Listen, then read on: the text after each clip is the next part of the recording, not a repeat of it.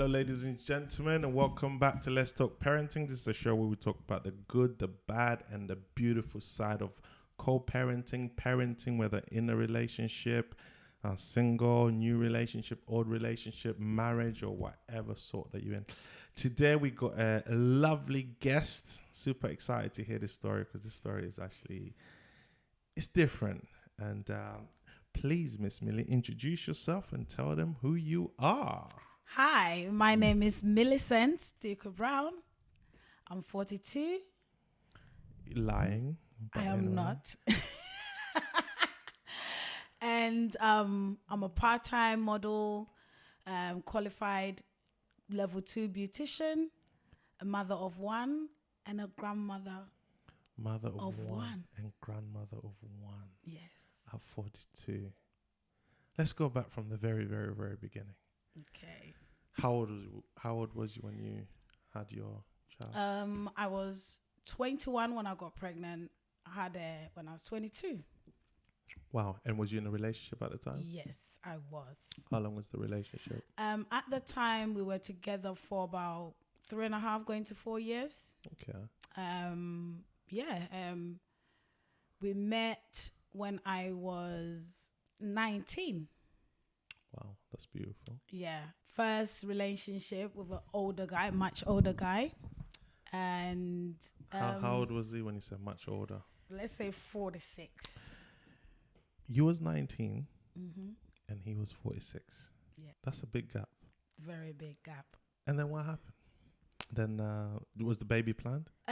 It wasn't planned, but I'd got pregnant previously. Yeah. I would say that one was kind of planned. I was ready to have a baby. He was ready to kind of retire, but when you're dating someone younger than you, you have to compromise. So it was a bit of a compromisation. Unfortunately, I had a miscarriage of that first one. And the doctors tell you to, kind of stay away for 6 weeks, or I can't remember how many weeks you're supposed to stay away from. We did try, but again, I guess we didn't quite follow the 6 weeks. So did you have plans? Did you have some again. plans? So did you at least wear contraception? No. So the doctor tells you stay away for 6 weeks. You don't stay away for 6 weeks, and you don't wear contraception. I can't remember what it was. I know I went to Ghana shortly after my miscarriage. Yeah. So I went to Ghana. So I think it was coming back from holiday kind of vibes. You missed them. We missed each other. So where's he from? He's Romanese, so gypsy. He's a gypsy Romanese. Okay. Grew up or was born in Essex and moved to London when he was 14. So Englishman, has been in London, UK all his life. And so baby's born. Yes. Then what happened from there? Fast forward, baby's born. And it was good. It was great for the first few months. But I find that afterwards, I felt like I was a bit of a nanny. So obviously, initially, he was like, "Oh, I'm getting too old." So maybe the miscarriage was a sign. And then I got pregnant again. So I kept it. This time I was headstrong and I wanted to keep the baby. So and he didn't want to keep the baby. At that time, he was like in two minds. Like, no, he doesn't want to. But we stayed together, made it work, did our best. Went halves on everything. Mostly, I would say him. I was working full-time myself at the time. After we had the baby, I would say for the first few months, it was good. And then I realized I felt like I said, like a childminder. So he lived in his own place. I lived in my own place. When he finished work, he'll pick me up after work. We lived not too far from each other. So he'll pick me up, we'll go to his. But the moment we get there, it was more hands-on, father and daughter kind of bond. No sort of attention on me. So you felt jealous of your own daughter? No, I didn't. I felt like a childminder. I so wanted to feel like you out to the curb. You didn't feel included into the unit. Yes, I didn't. I wanted to feel like a mum, like a newborn mother, someone's girlfriend and someone's mother at the same time. But I wasn't getting all of that. Eventually, we came up with a new... Compromisation? I think so, Co-parentization? Whatever the word is. You know, these days you can make Working together nation? Working together nation. So, I decided maybe once a week, midweek, Wednesdays, he can pick up his daughter from me. You? Yes. Have her by himself, drop her to me the next day so that he can feel the full blown of being a dad. We're talking, my daughter was 5-6 months at the time. So yeah, we tried that once a day, one day a week, while we were still together.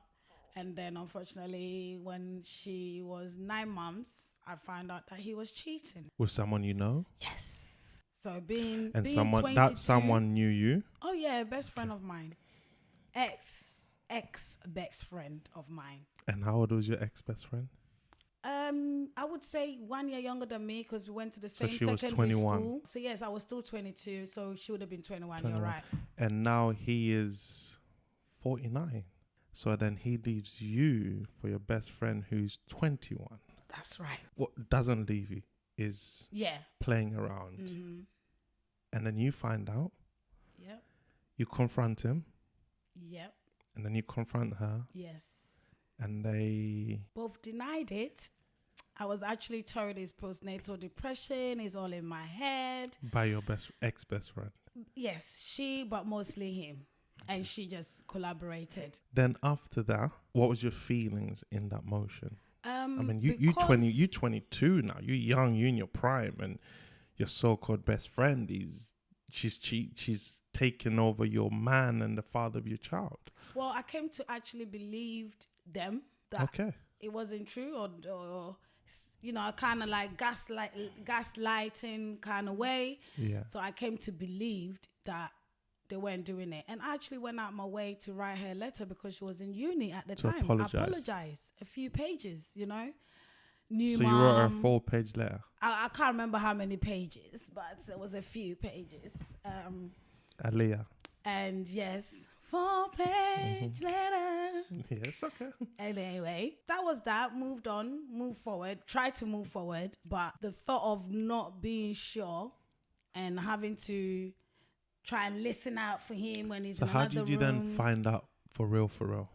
It's so funny. I went on a coach trip. Gay pride coach trip with a few of my friends who were lesbians. So I went on a trip with them because they're fun. They're cool people. Love to hang with them. And there was a lady on the coach kept staring and staring there.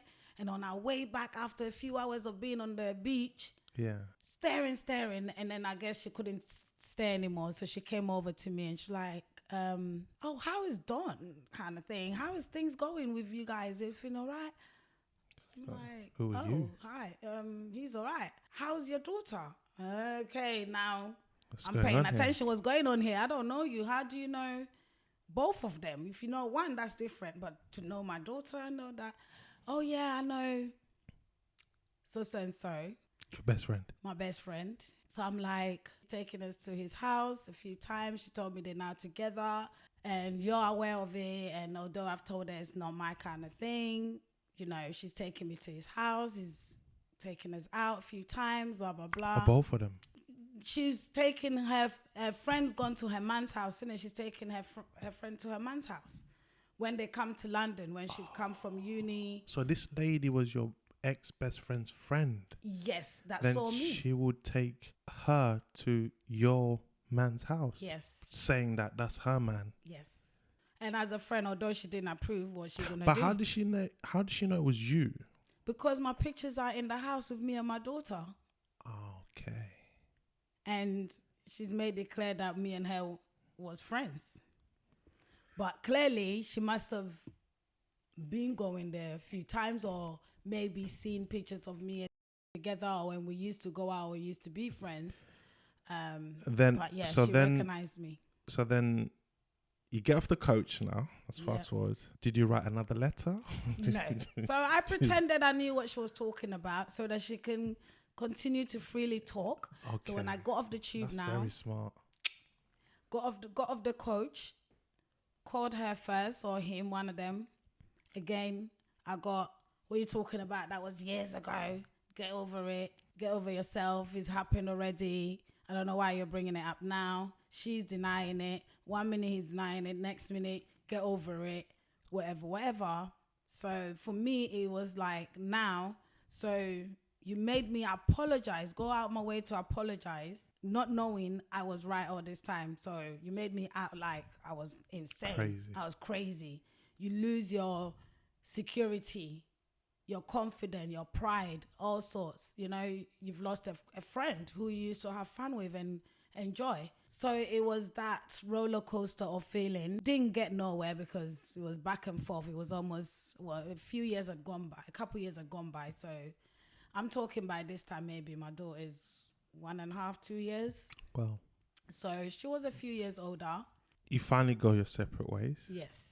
Now, this is the part I'm interested in. How was co-parenting then? To be honest. What did you do when you found out? Obviously, you picked up and left. Did you take the daughter with you as well? I did, but I didn't take her because she's not just my responsibility. Okay. So you didn't try to stop him? No. So we stuck with the 1 day a week, every Wednesday, then added Saturday to Monday morning to That's it. nice. And how long did he keep that up for? Till today. Well, she's older now, so that's one thing I would say. We kept that routine her whole life. That's the part I'm interested in. How did you put your pain, your pride, the shame, the anger, and still say, this is your daughter. You lot got your own relationship. Let's make it work. What was that like? Because I said it again a number of times on this show, is a lot of people need to learn that, need to understand that the relationship between child and father and child and mother are two different relationships. We shouldn't let anything get in the way unless if the child is in danger. That's the only way I believe we should stop the other parent from seeing the child. How did you deal with it? Was it like 3 months of angry, then calm down, or was you calm from the beginning? I wouldn't say I was totally calm, but I knew I had no choice than to let him see his daughter. So did you do it because he loved spending time with his daughter? So, but you thought so you didn't do it as, okay, now I'm gonna punish you with have the kid more times than you need to, kind of thing. No. So that's a good thing. Then, and he took to that well. He still does it now. What was the conversation like? I mean, it wasn't even so much like a conversation because obviously once we separated, first of all, we separated and he wanted to still be coming round and all those things. And for me, it's like, if I'm not good enough to be faithful to as your girlfriend and the mother of your child, then you're not good enough to come and touch me up and get your bit on the side and go. It doesn't work like that. So for me, I was very firm. I think my pain made me firm to not allow him to be able to, like, it was that bad that if he touched me, I would jump on, my skin will crawl. Like, I was really off him completely. But at first, like you said, the shame and all that, all my friends had just had babies. You know, all of us, at least 4 of us had babies. So to think that Millie, again, as usual, I'm the one that gets the bad end of the stick. It took me a while to decide I'm going to do what's right for me and not let the embarrassment let me stay with him. What was that? What was the decision you made that was right for you? If I can't trust somebody, it's worse mentally than to put up with the fact that my friends still have partners and they're still in a relationship. So did you try stay with them even after that? For about 2 months or so. Just because you don't want to be a single mother. Mom and be labeled, I didn't want to be labeled a single mom, and I didn't want to be the one that got cheated on, lost my man because another woman took him.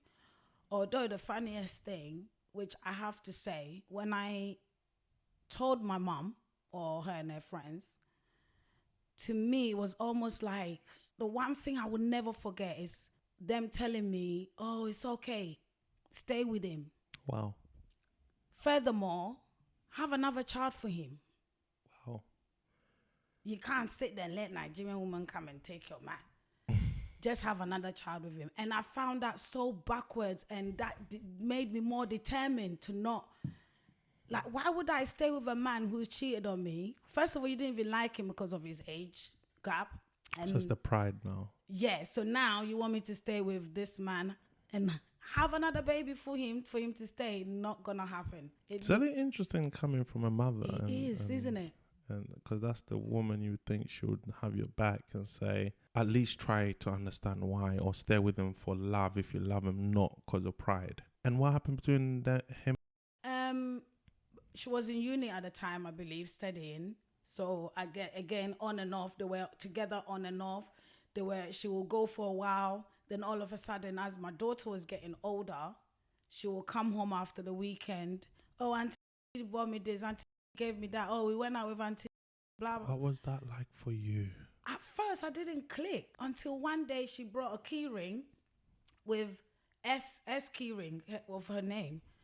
I was like, oh, who got you that? And I'm like, wait, who is this auntie?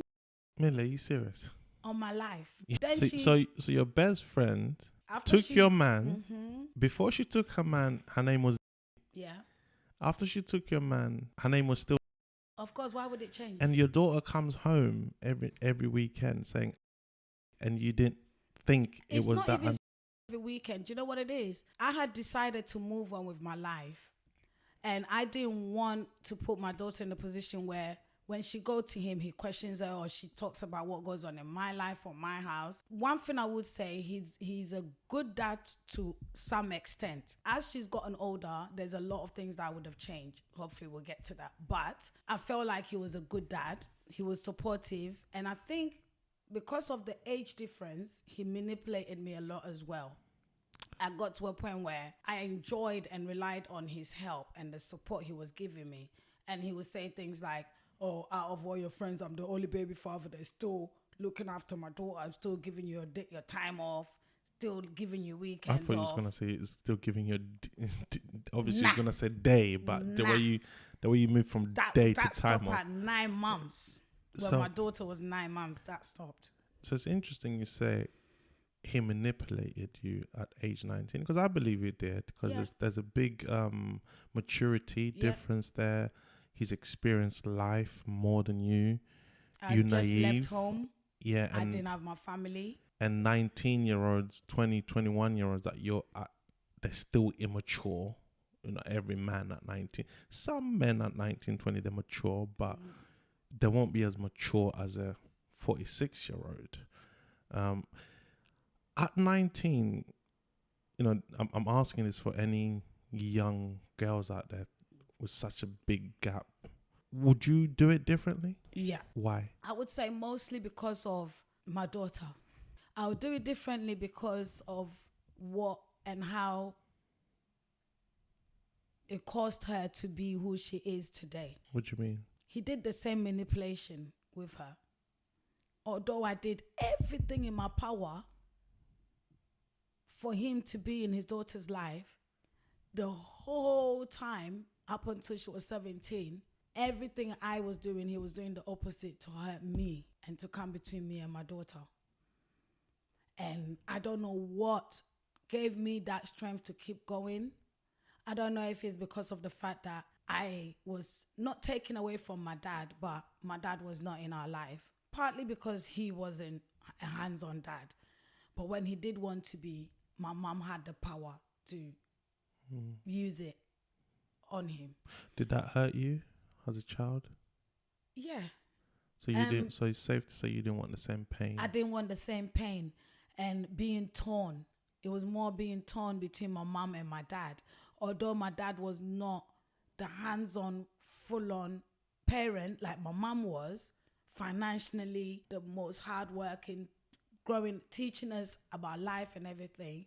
She did most of that. But I still had love and bond and closeness with my dad. And then when you get to a certain age as a girl, when you're not getting on as well with your mom, you're going to gravitate. So you're looking for a father figure? I never saw that. I know for sure that I had left home at the age of 19. I came to UK when I was 14, and my mom had 3-4 jobs to try and Feed the family. feed us and take care of us. And being the oldest daughter out of my aunties and uncles, she was also looking after her siblings Back home. Yeah. Sending money and also, so she had to do all the work. So when we came here, it was like childcare. You have to look after your siblings so that I can do my jobs, do this, do that. So me and my mom clashed a lot. I wasn't happy at home. So I ran away. I left home at the age of 19.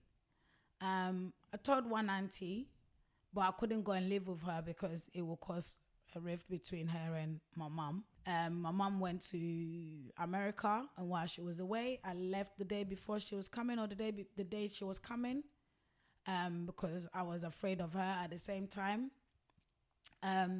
So I think I met him at the time where I was vulnerable. And he knew that. And I guess, yeah, he did. And it was, F your family. If they don't want you, if they don't love you, I will love you. I'll look after you. He would take me food shopping. I was living in a hostel. He would take me food shopping, clothes shopping. He was taking me out to eat in restaurants, taking me to car shows. He was a mechanic. So I was living a lifestyle that was... You thought you needed. Yeah, and it was... Or you yearned for. I was yearned for. Or not even a lifestyle, the intention of a man treating you how you believed you deserved to be treated. And bringing me home to, having a home. I felt like I had a home with him. He had his son as well. So feeling that motherly, looking after someone, having someone to look after, because I've looked after my siblings as the oldest daughter, my life, back home in Ghana and coming here. So it kind of like almost replaced that family dynamic that I was missing. And you got a male figure. Yes. Which you wanted, because I believe we always want a male. As women, you need a male figure in your life, and as men, we need a female figure in our lives. Or vice versa, men also need a male figure, and females also need a female figure, as in mother and fathers, or uncle and aunties who can guide you to be the best version of yourself. So it's interesting you said that, knowing all of that, you put all your pain, everything aside to do for your daughter. I commend you for that. Me personally, I feel, although you say he manipulated her, it is who he is, but I'm assuming and I believe her life wasn't in danger at any given point. And you gave, your daughter could always be grateful that you did everything you can as a mother to give her the opportunity to know her father. Because a lot of women out there do not give their children the opportunity to know their father. And some men out there don't give their kids the opportunity to know their mother. Or some men don't allow the opportunity to know their kids, or some women vice versa, due to their anger. And in your case, I believe it is one of the worst, or one of the reasons where, if you, even I would not agree with it, even if you said, nope, you're not seeing him, I can almost understand, because it's your best friend, he's of an elder man, he manipulated you, you saw him for who he was. I can understand, even though I wouldn't agree with it, because as I said, as long as the child is not in danger, I believe kids should see their parents. So for you to then do that and allow that to happen, I commend you. What message would you have for younger females out there who don't know any better? First of all, be mindful. How? It's hard, but I say what's very important nowadays is that the younger ones do not listen. They actually believe in the society is telling them, have your own mind, think for yourself, do your own thing. If an adult or older person is telling you, is either being controlling, or they're telling you how to be. I want to experience this for myself. I want to learn from my mistakes. And I don't think it's not every mistake that you can learn from. Some mistakes will be stuck with you for life. It will actually damage you. So perhaps listen to those who have been through it a little bit. Take what we say on board a little bit, and try that first. If you try what an adult or somebody who has been through it is advising you and it doesn't work, then you can say, I tried and I'm going back to, trying something new that I thought of myself before you go, because some mistakes you can learn from, but some mistakes, once it's done, mentally is done, it's gone. You cannot take it back. Another thing, if you're not emotionally mature. How do you know if you're not emotionally mature? When you don't face your feelings. I learned that word, emotional maturity, through counseling. I didn't quite understand it, and it was actually counseling with my priest. Tell me, and there was a sorry to cut you. There was a priest. There was a priest I saw the other day on my phone. He came out. He can cure any disease by farting on it. Oh Lord Jesus! I'm not lying, ladies and gentlemen. Look it up. This priest said, there's an article about him. He can he can cure any disease by sitting on your face and farting on you. Face of all places. And people are lining up. This is what I'm like. How does common sense make you go and line up? Listen. Line up. But listen, it could be true. I don't think it's true, but no. If there's anyone out there, it's true. If there's anyone out there listening or watching this who's had a priest fart on your face and you were cured, please let us know. No, it could have happened. Please get in touch. I beg, they know well. Don't listen. That's lies. Lies, made believe. What the hell? There's like the article actually has a priest. So why can't your own fart cure you then? Because you're not the chosen one. Like the priest is anointed. His fat is holy. He's got holy fat. Okay.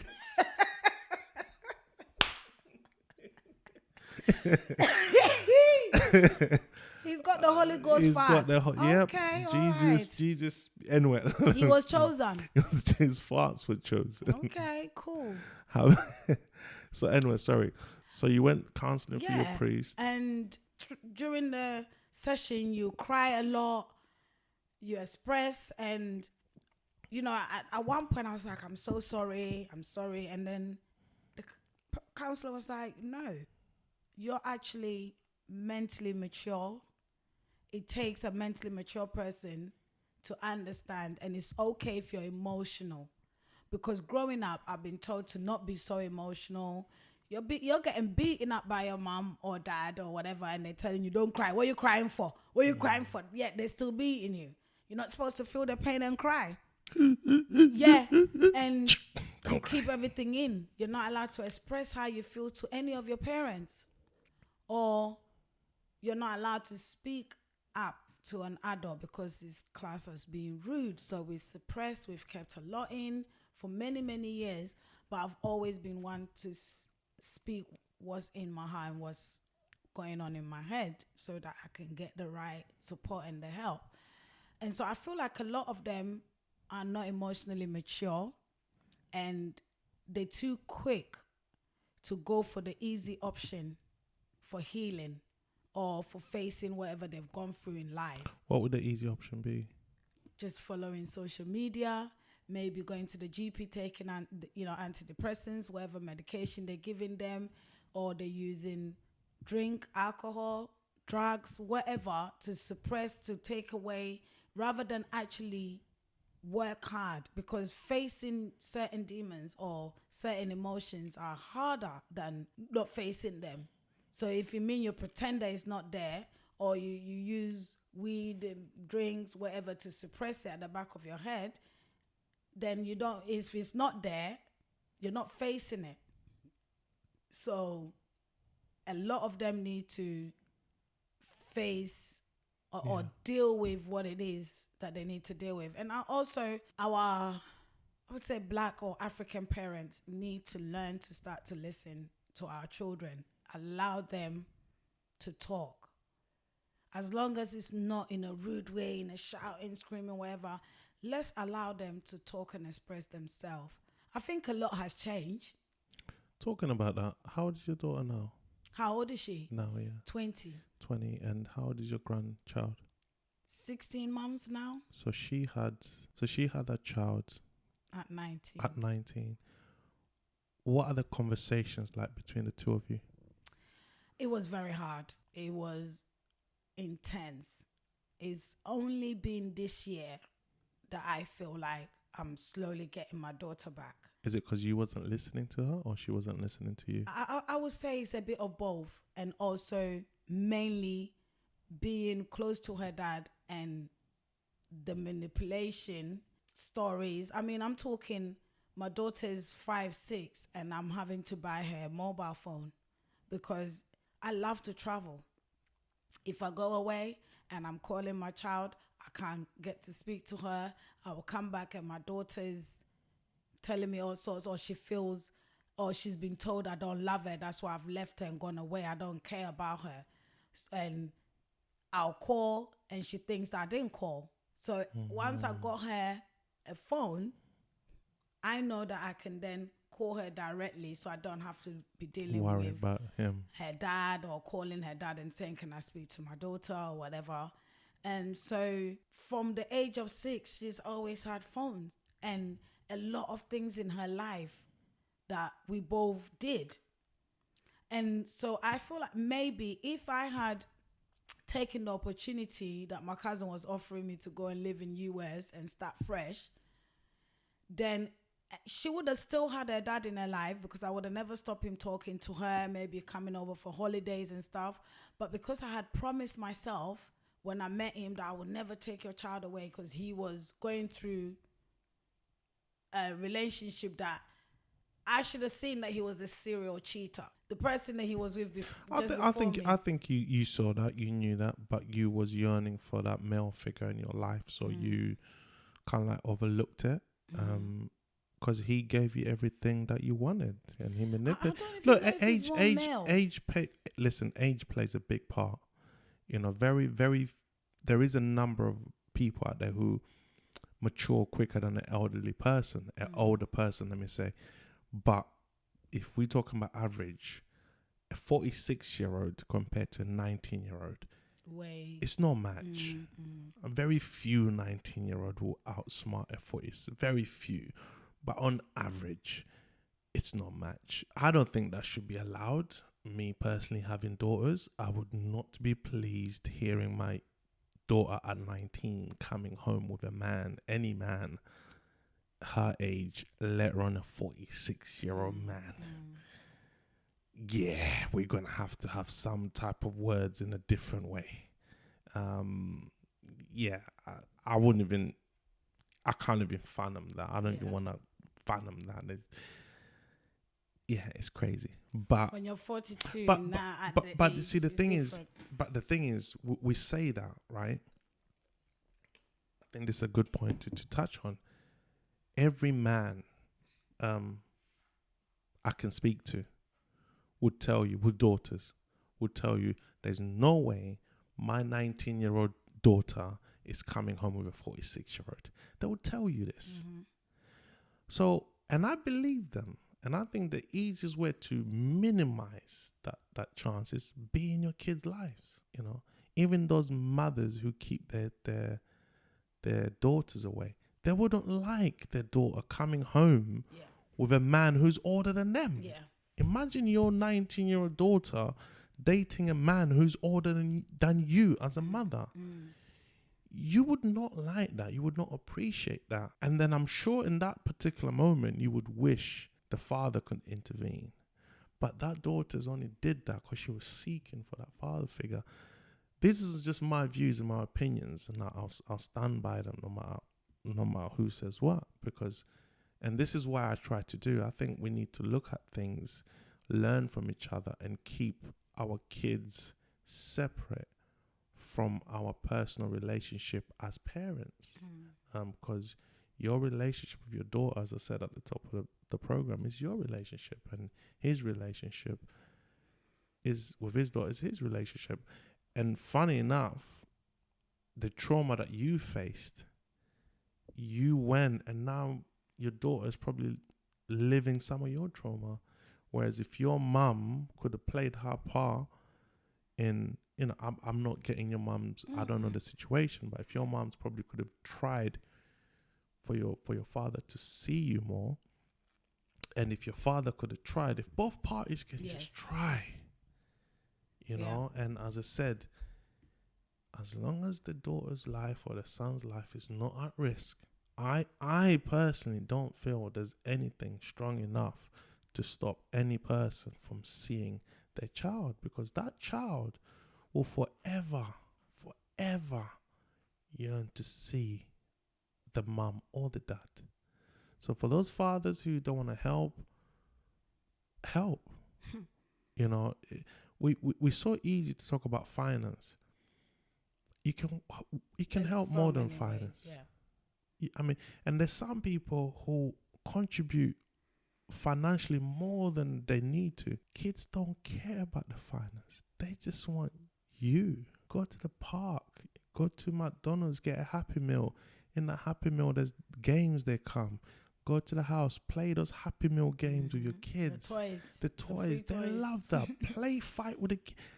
That girls or boys play fighting with their fathers or them. They love that. So, you know, it's not just money. Obviously, if contributing financially is just as important, but I feel contributing in general is way more important, because I don't know any kid who will tell you, yeah, my dad when I was 5 years old used to give my mum 500 to 1,000 pounds a week.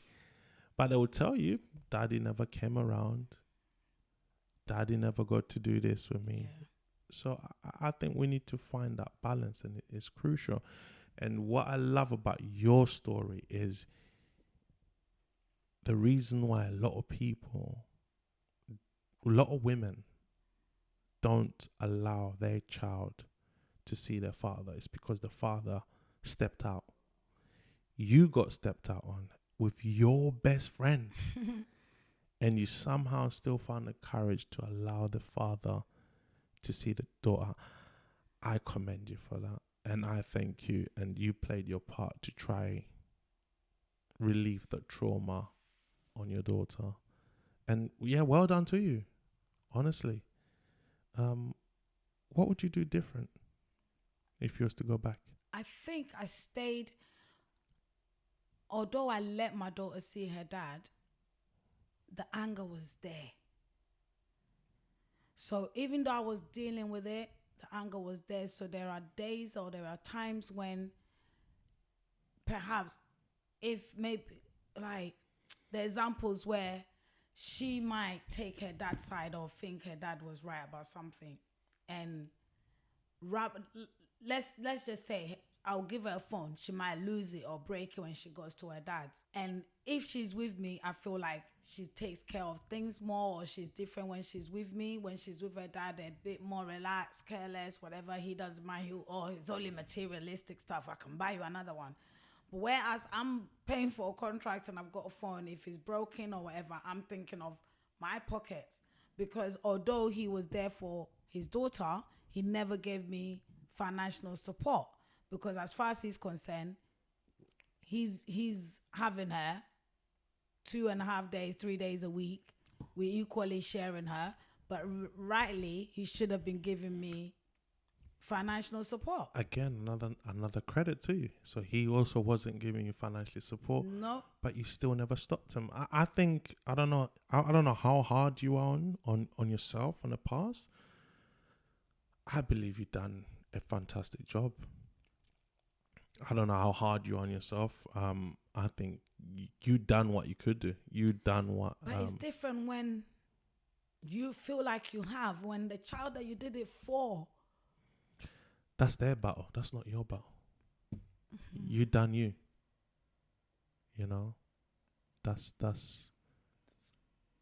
No, don't apologize.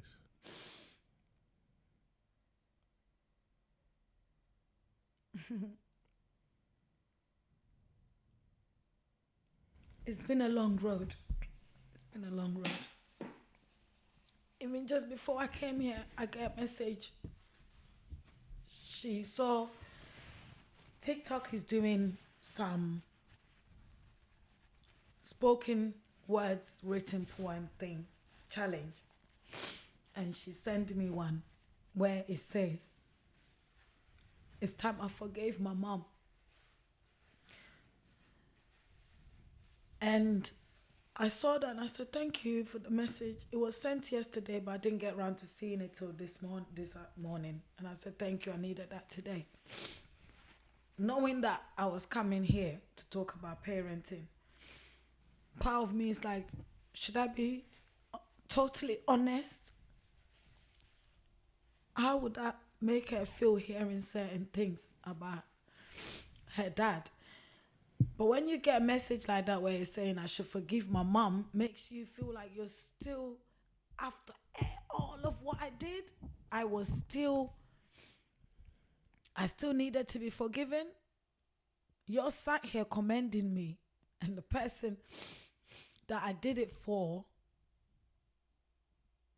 And this is what I say, this is what I mean by what I would change, certain things that I would change, that maybe I should have taken her away from her dad. I disagree with her. To only to some degree or to some extent. I mean, let's talk about her getting pregnant. During lockdown, she's in school. Me as a mother, after everything I've been through, I think to myself, rather than her go to her dad's weekends, we're in lockdown, you're not allowed to come out of the house. Do you know what? I'm a strong enough woman, or as in healthy enough. So with her dad having a few medical issues, go and stay with him full time.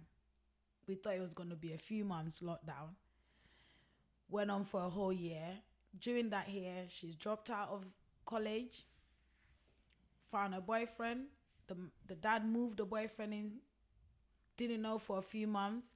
By the time I'd found out, I'm like, how can you move in 2 teenagers into your home as a father? How could you do that? Be next door and your child is next door with a boy. You can't check in on them. The rooms, you ask how is Sammy, oh, she's in her room, locked door is locked. So she's in there with a locked door. My next thing is, well, I know the next stage is that you'll get pregnant because one, at that age, your hormones are they're strong. So you can easily get pregnant more than me at 42. You know, so, and it happened. A few months down the line, she got pregnant. I was angry for moms for a long time. Again, I had to gain the strength to not continue to be angry, not be mad at her, because I didn't want my grandchild coming into this world, me, and the first emotion that she felt from me was anger and disappointment. I mean, that's not on you though. That's on him. But I'm her mum. But he's her dad. So that's not on you. But I'm the one that have to pick up the pieces. No, you don't. But I did. Because when your child is born... That's love.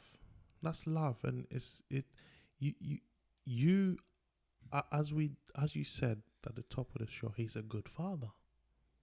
Your daughter was in no harm. She was mentally in harm, mentally. But you wasn't aware of that. Psychology, yeah. You wasn't aware of that.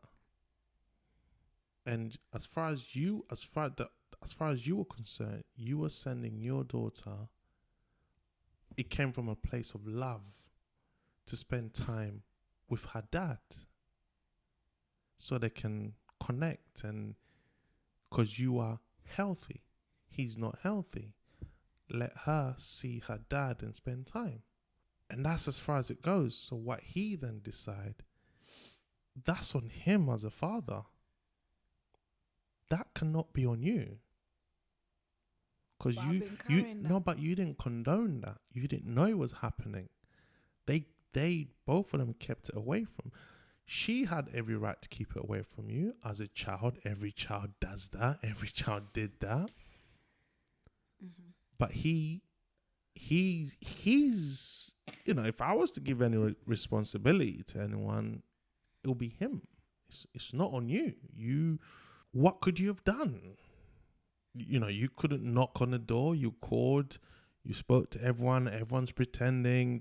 The boyfriend is being quiet. what more could you have done? Even if you video called them, she could have went in a different room. The only thing you could have done is gone there, but you And I've couldn't never go wanted there to do that. because you thought she was safe. So I personally don't think that's on you. Based on what you're telling me, that can't be on you. That's on him. Like, that's 100. As a father, as I said to you, no father would allow a 19-year-old daughter to come home with a 46-year-old man. And no decent father would also allow. No, I would, once I find out this boyfriend at 19, you can come over, staying in the living room. Yep. I'm there, I can go in my room, I can go in the kitchen, but you staying in the living room. Yep. If you want to go in the bedroom, go in the bedroom for a few minutes, whatever. But believe me, knowing who I am, I'm knocking. As soon as I knock, the door's open. Yeah, I'm doing that. Just me. That's me. That's everyone parent different. That's what I would do. Or leave the door. But if you lock the door, it's fine. As soon as I'm knocking, that door's opening. Right. But that's just me. Right. I'm not saying it's the right way. I'm not saying the wrong way. That's me. What I will not do, and I don't think many fathers would do this, I could be wrong, is I would not move in an 18, 19-year-old boyfriend in my home with my daughter. I wouldn't do that. Even if you felt like he was homeless and didn't have anywhere to go?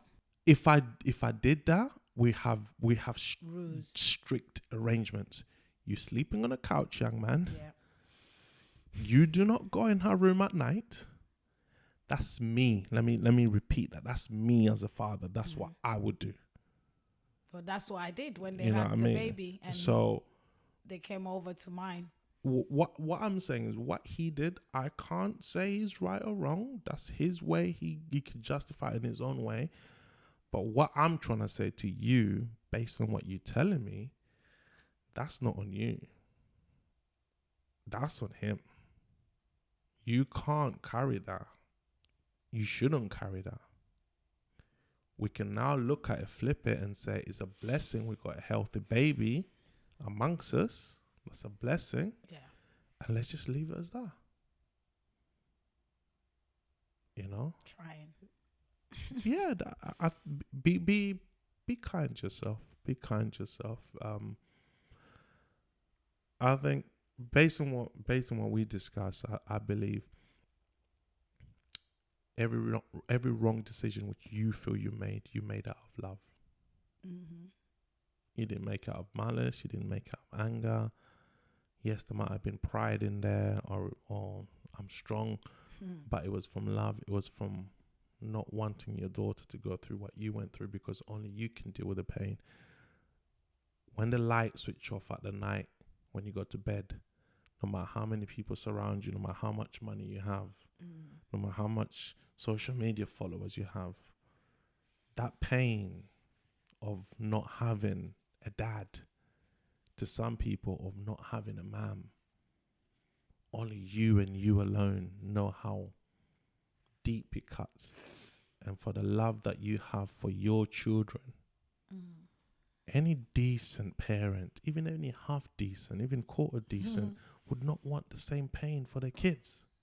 They wouldn't. So that's what you try to rectify. That's what you try to prevent for your daughter not to feel how you feel, because you know how deep it cuts. But yet still, Millie, we got parents. We got fathers out there who never had a father. And they still don't want to see their kids. Yes. And they know how much it hurts. They still don't want to help their mother. They say they don't have no money. Cool, I hear you, player. One day your money will come when you're 16 years old, when the child is 16 years old. But the child's missed you for 16. Yeah. How can you know what it feels like when your dad said, I'm coming to take you to the park, and he doesn't come? So why are you doing that to your daughter or your son? I don't understand that. And then you got parents who's been there without no fathers or without no mothers. And because they're hurt, they're also not allowing the child to see their father. That baffles me. It's a cycle. Goes round. It's a cycle. What? Because you're in pain. That baffles me. And that's why I believe your story is powerful, because I'm hoping people hear this and see it and say, you know what? There is a different way. You know what? My pride is on the line. I'm hurt, but I know what it feels like. I don't want my son or my daughter to go through that.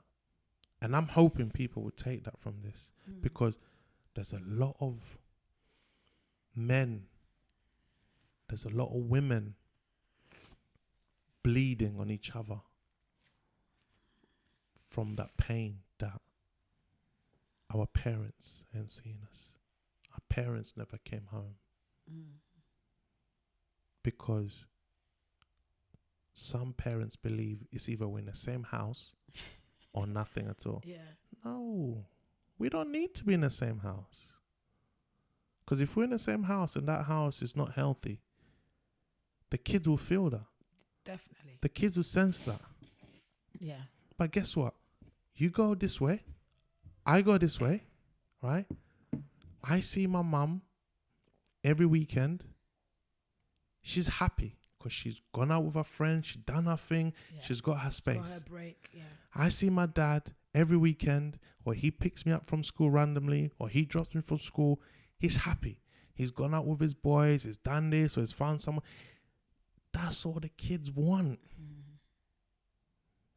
I don't want kids coming home. Mum is there, dad's there. They're not talking. There's that bad energy. Oh, but at least we're still together for the kids' sake.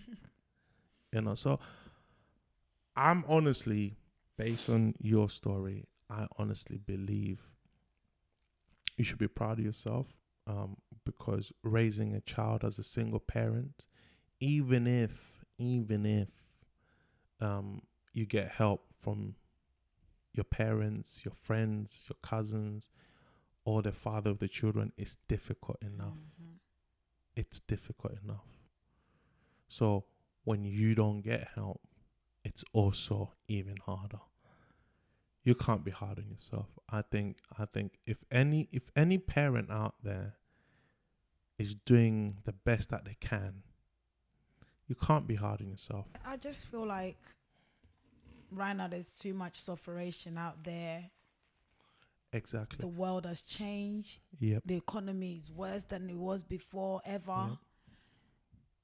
A friend of mine once told me, very, very, very, very good friend of mine. I was saying how I want to save the world. I want to help as many people. He said to me, Francis, here's what you need to do. You got 3 kids. What you need to do, if you really want to change the world, is concentrate on your kids. And I'm going to concentrate on my kids. And he's going to concentrate on his kids. And she's going to concentrate on our kids. If everyone else concentrate on their kids, when our kids get together, we overworked. As opposed to me saving my kids, his kids, her kids, their kids. That's too much. So let me work on my 3 kids. You work on your 1 kid. You work on your 4 kids. You work on your 7 kids. You work on your 2 kids. So when our kids come together, they're good. Have a future. Yeah. I couldn't even say anything. I was like, you know what? I say, you're right. Me, I'm like, yeah. Yeah, because a lot of people do that. I want to help this person. Oh, that person, they can't feed their kids, or the kid, let me give them £100 or £20. No, let them go through it. You just do your kids right. So if everyone does our kids right, we're in good shape. Yeah. That's true. Yeah. Millie. Francis. What else do you want to say that I probably didn't cover or ask? Wow. I don't want to say. I will learn to forgive myself soon.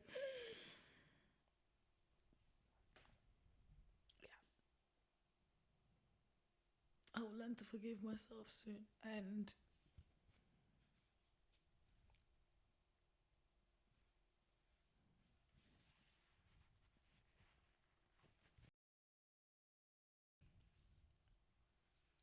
please don't let this happen to my grandbaby. Don't don't hold things in. Don't feel like you have to be a superwoman like I did. Don't feel like you have to put her dad first.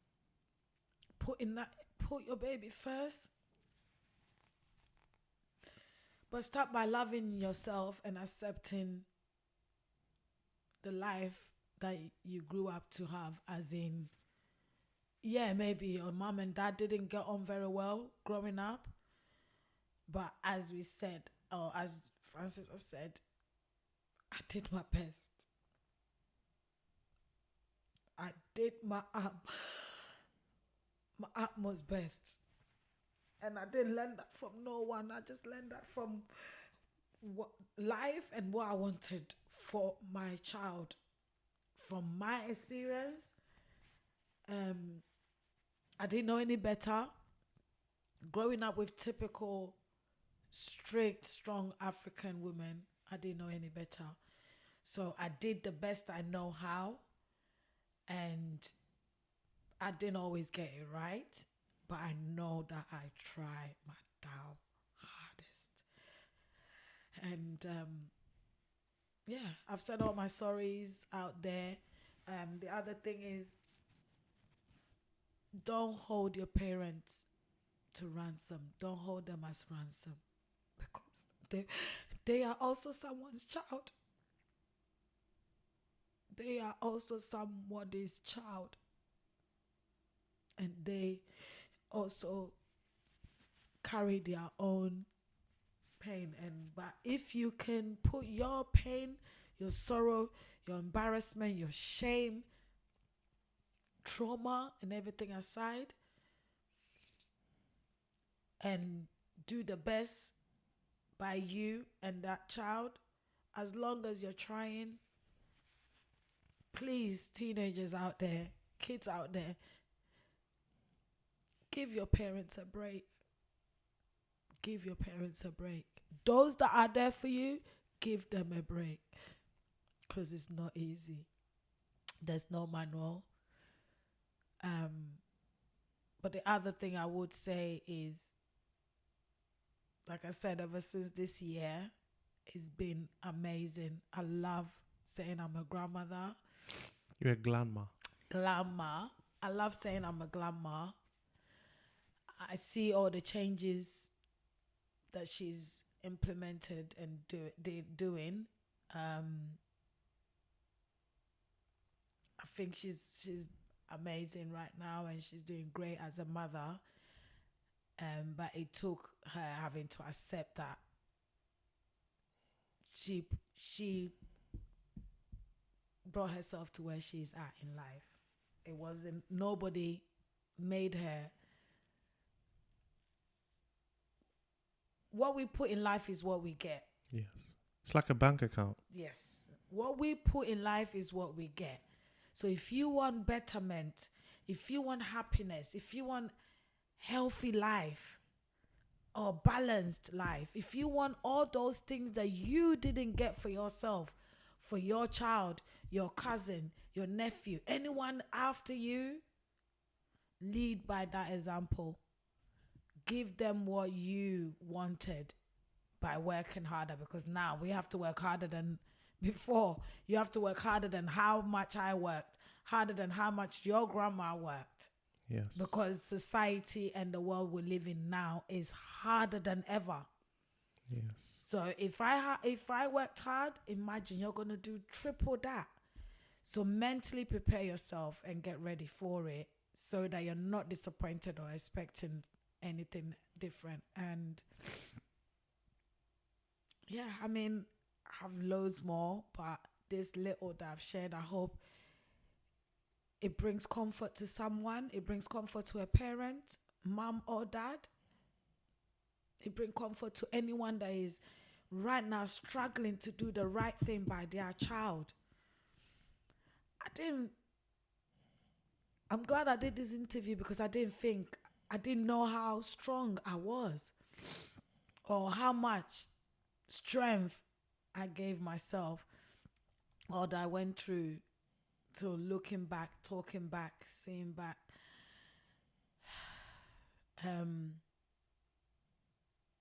It's a lot. Thank you for sharing. Thank you for having me. I really appreciate that. No. I think you sharing is more important than us having you. And as they say, it takes a village. Yes. And we're bringing back the village. We're playing our part. Yeah. We're bringing back the village through our stories and experiences. Hopefully, people can have the tools to make better decisions than we did. Mm-hmm. Yeah. Miss Millie, where can they find you? Someone wants to talk to you, ask you something, message you, get the skin treatment, or whatever. Where can they find you? So, first of all, if you're looking for your self-care, I do my skincare products. That's at Lux Pampering by Millie Boo.